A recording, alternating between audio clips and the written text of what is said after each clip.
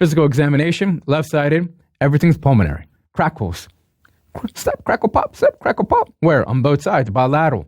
What are you going to find on x-ray? You're going to find pulmonary edema, and you'll find opacity, both sides. Bibasilar crackles, bibasilar opacities, because that's what edema looks like.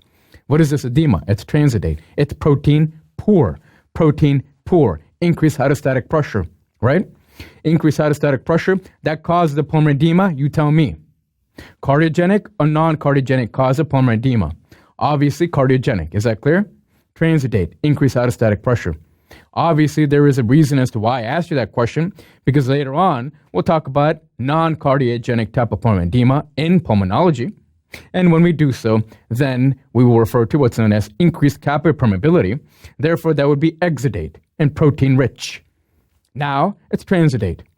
S3 gallop. What does that mean to you? CHF, large left ventricle. Woo! Blood is rushing into left ventricle in a hurry. And you're going to create an S3 where after S2. Come on, bring this stuff together. You got this. It's all you. You have control over your education. Doesn't that feel good?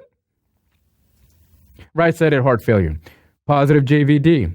Pitting lower edema. What does pitting mean to you? Transitate, transitate. Protein poor, protein poor. Perhaps ascites and hepatojugular reflux. What does that mean? To touch upon the liver, upon inspiration, whoop, comes the jugular. Not good. Right-sided heart failure. Ask a question? It's a stupid question, but you can do this. Cor pulmonale? No, that's not what this is. Right-sided heart failure, secondary to. Left-sided heart failure is a particular topic here. Let's just make sure we're clear. At some point, we'll get into cor pulmonale. Then we'll start talking about pulmonary fibrosis, talk about pneumonia, lobar type of consolidation, so on and so forth. At this juncture, not yet. Chest x-ray. Well, here you have a large apex, cardiomegaly. I talked about this a number of times. Now, the curly B lines represents, well, tell me about lymphatics. When it rains on the roads, well, you have the gutter system, which is responsible for removing that excess fluid, right?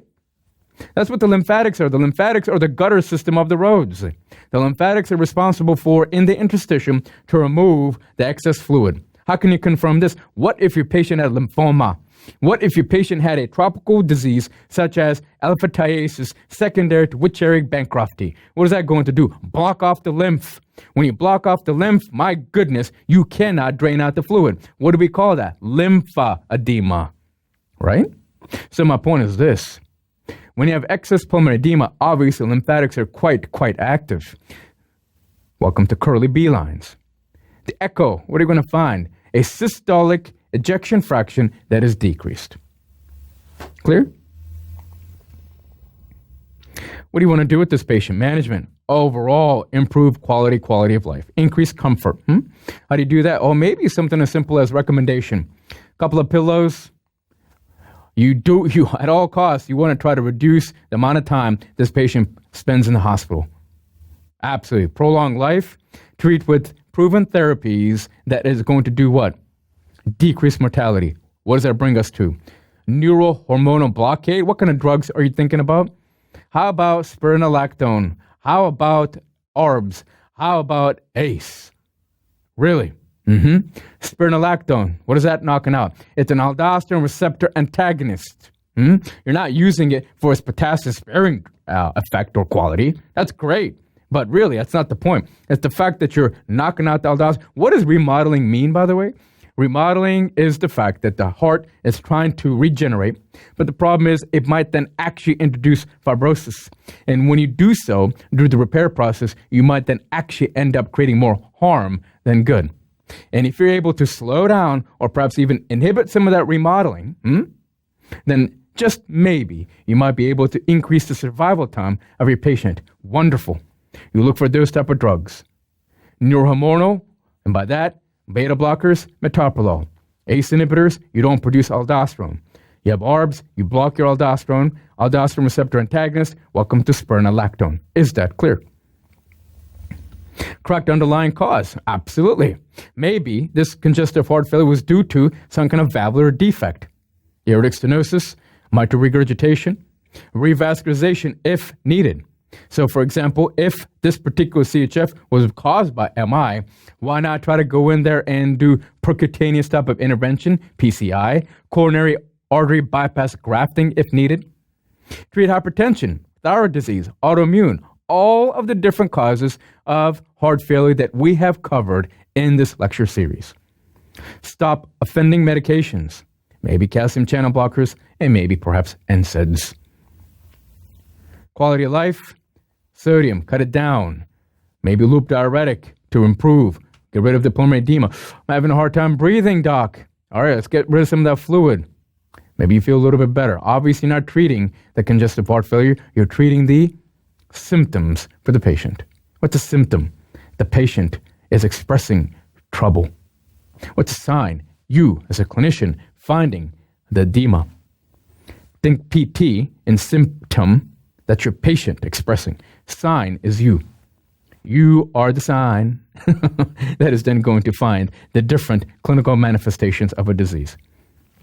Reduce hospitalization. How are you going to go about doing this? Maybe perhaps positive inotropic agent if needed. What does it do? It blocks the sodium potassium ATPase pump on the basolateral membrane. So therefore, where's my sodium? You tell me. You got this. Sodium is accumulating where? Inside my myocardiocite. If it's accumulating within my myocardiocite, it's not being pumped out, and so therefore no sodium is coming in and calcium is not leaving. So indirectly, what are you doing? You increase your intracellular amount of calcium, and that intracellular calcium that you're increasing is then going to perhaps bind to your troponin C, or maybe perhaps even increase the amount of calcium that's being released from your sarcoplasmic reticulum. Do you see as to how everything is being integrated? Do you see as to how, by learning your basics, and you finally get into JOX and digitalis and such, that by increasing calcium, then you might do what? You might be increasing your positive inotropic effect. Fantastic. Now, the part that you want to worry about is, well, there's every possibility AFib kicking in. So that you want to be careful of for a number of reasons. We refer to warfarin as being prophylactic. Now, treatments for neurohormonal.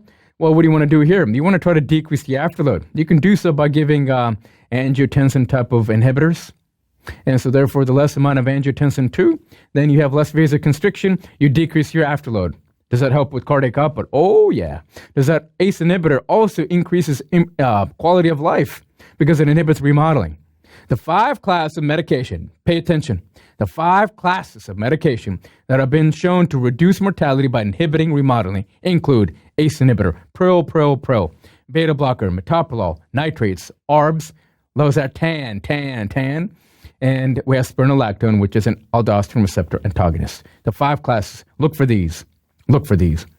All depends as to what that question and what you're attending is going for. Are you trying to treat the pulmonary edema? Please don't say ACE inhibitor there.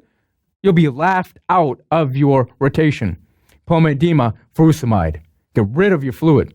If you want to improve the quality of life, then you start thinking about these drugs. Is that clear? Yes.